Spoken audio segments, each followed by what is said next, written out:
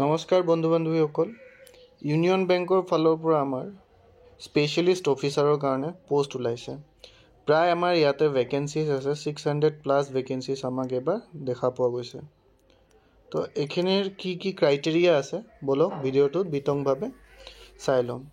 আৰু এইবিলাক পোষ্টৰ বাবে এপ্লাই কৰিবৰ বাবে আপোনালোকৰ ৱৰ্ক এক্সপিৰিয়েঞ্চ থকাটো মাষ্ট বি নিডেড। তো বলক ভিডিঅ'টো বেছি পলম নকৰি ষ্টাৰ্ট কৰোঁ আৰু চেনেলটোক সাবস্ক্ৰাইব কৰি বেল আইকনটো দবাই ৰাখিব যাতে আগন্তুক ভিডিঅ'বিলাকৰ নটিফিকেশ্যন আপোনালোকে পাই থাকে। তো ইউনিয়ন বেংক এটা হ'ল আমাৰ নৰ্মেলি পাব্লিক ছেক্টৰ বেংক অৰ্থাৎ গভৰ্ণমেণ্ট বেংক।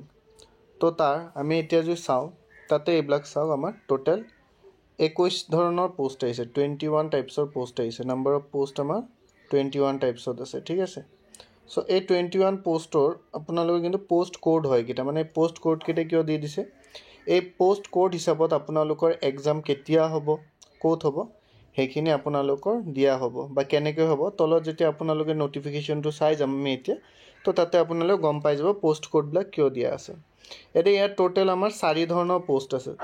তো প্ৰথমে চাওক, প্ৰথম যোন 4টা পোষ্ট আছে সেইটো কি আছে আমাৰ চিফ মেনেজাৰ। গোটেইকেইটা IT ছেকশ্যনৰ হয়। চেলাৰী কিন্তু একেবাৰে বহুত ধুনীয়া চেলাৰী। আমাৰ প্ৰায় বেচিক পে কিমান দিছে চোৱা, 76,084 তেনেকুৱা হ'ব, ঠিক আছে। মানে আমাৰ 90,000 প্ৰায় চেলাৰী হ'বগৈ। নেক্সটৰ যদি আমি কেইটা চাওঁ, নেক্সটৰ যোনটো আমাৰ 4টা পোষ্ট দিছে সেইকেইটা আমাৰ দিছে ছিনিয়ৰ মেনেজাৰ। 4টা নহয়, 5টা পোষ্ট আমাৰ, 5টা টাইপৰ পোষ্ট আমাৰ ছিনিয়ৰ মেনেজাৰৰ। তাতো চেলাৰী যথেষ্ট ধুনীয়া, যথেষ্ট হাই চেলাৰী। পিছত যোনকেইটা আমাৰ দিছে মেনেজাৰৰ পোষ্ট, তাতো কিন্তু আমাৰ ভালে সংখ্যক পোষ্ট আছে আৰু টোটেল আমাৰ তাতে চেলাৰীও যদি আমি কওঁ বহুত হাই লেভেলৰ চেলাৰী আছে। আটাইতকৈ আমাৰ হায়েষ্ট পোষ্ট দিয়া আছে মেনেজাৰ ক্ৰেডিটত। টোটেল 371টা আমাৰ পোষ্ট দি দিছে মেনেজাৰ ক্ৰেডিটত।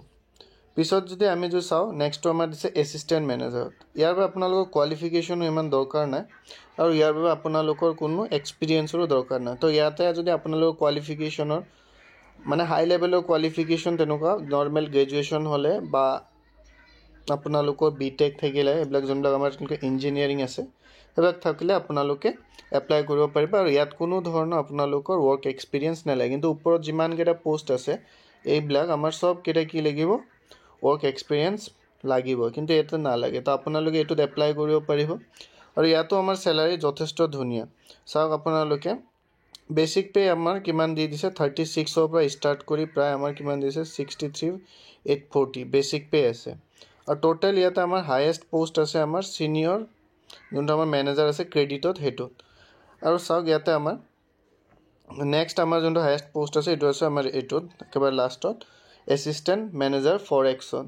এতিয়া বলক ইয়াৰ পিছত আমি চাই লওঁ ৰিজাৰ্ভেশ্যনখিনি। তো ৰিজাৰ্ভেশ্যনখিনি আমি যদি চাওঁ আমাৰ দি দিছে SC সকলৰ কাৰণে আমাৰ আছে 89, তেনেকৈ ST সকলৰ কাৰণে 44, OBC সকলৰ কাৰণে 161, EWSৰ 59, তেনেকৈ আকৌ কি আছে আনৰিজাৰ্ভৰ আছে 253 আৰু টোটেল তেনেকৈ আমাৰ কিমান আছে 606 ভেকেঞ্চিজ ৰিলিজ কৰি দিছে UBIৰ ফালৰ পৰা।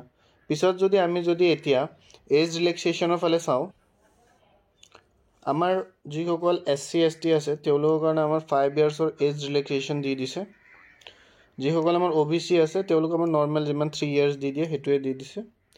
যোনসকল আমাৰ হেণ্ডিকেপ কেণ্ডিডেট আছে তেওঁলোকৰ বাবে 10 ইয়াৰ্ছ দি দিছে। এক্স ছাৰ্ভিচমেনৰ কাৰণে 5 ইয়াৰ্ছ দি দিছে।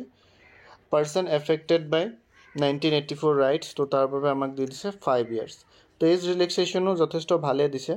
ইয়াৰ বাবে কিন্তু এপ্লাই কৰিবৰ কাৰণে এইকেইটা পোষ্টৰ বাবে কিছুমান পোষ্টৰ ক্ষেত্ৰত আপোনালোকে যদি লয়েষ্ট চাই তেতিয়াহ'লে আপোনালোকৰ 20 ইয়াৰ্ছ হ'বই লাগিব, ঠিক আছে।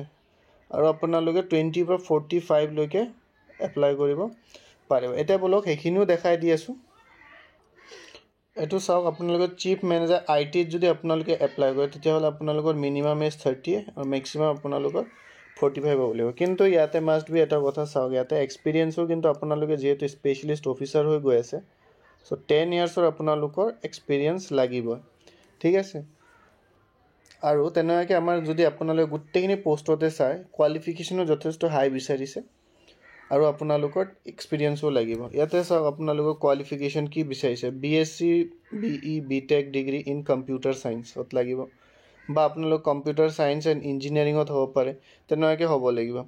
আৰু আপোনালোকে ইয়াতে যদি চাওঁ নেক্সট পোষ্টত শ্বিপ মেনেজাৰ IT তাতেও চাওক আপোনালোকে মেক্সিমাম আৰু মিনিমাম এজটো আপোনালোকে চাই ল'ব পাৰে আৰু ইয়াতো চাওক এক্সপিৰিয়েঞ্চ বিচাৰিছে 10 ইয়াৰ্ছ যোনকেইটা আপোনালোকৰ শ্বিপ মেনেজাৰ আছে তাতে এক্সপিৰিয়েঞ্চ আপোনালোকৰ 10 ইয়াৰ্ছে বিচৰা হৈছে পিছত যোনকেইটা আপোনালোকৰ ছিনিয়ৰ মেনেজাৰ আছে সেইকেইটাত আপোনালোকৰ 7 ইয়াৰ্ছৰ এক্সপিৰিয়েঞ্চ হ'ব লাগিব আৰু ইয়াতে মিনিমাম এজ 28 আৰু মেক্সিমাম 38 আপোনালোকৰ দিয়া হৈছে তেনেকৈ আপোনালোকৰ ছিনিয়ৰ মেনেজাৰৰ পৰা যদি আপোনালোকে চাই গৈ মেনেজাৰৰ পোষ্টকেইটাত চ' মেনেজাৰৰ পোষ্টত আপোনালোকৰ চাওক 7 ইয়াৰ্ছৰ কিন্তু এক্সপিৰিয়েঞ্চ থকাটো দৰকাৰ আৰু মিনিমাম এজ আপোনালোকৰ 25 আৰু মেক্সিমাম 35লৈকে হ'ব পাৰে ঠিক আছে ইয়াৰ পিছত যদি আপোনালোকে মেনেজাৰৰ পৰা যদি গৈ এছিষ্টেণ্ট মেনেজাৰত চায় তেতিয়াহ'লে আপোনালোকৰ কোনো ধৰণৰ ৱৰ্ক এক্সপিৰিয়েঞ্চ নালাগে আৰু আপোনালোকৰ মিনিমাম এজ 20 আৰু মেক্সিমাম 30 হ'ব লাগিব ইয়াতে আপোনালোকে যদি এপ্লাই কৰিব বিচাৰে তেতিয়াহ'লে আপোনালোকে এছিষ্টেণ্ট মেনেজাৰ ফৰেক্সত এপ্লাই কৰিব পাৰে চেলাৰিও যিহেতু যথেষ্ট ভাল তো আপোনালোকৰ জাষ্ট গ্ৰেজুৱেশ্যন থাকিলে হ'ল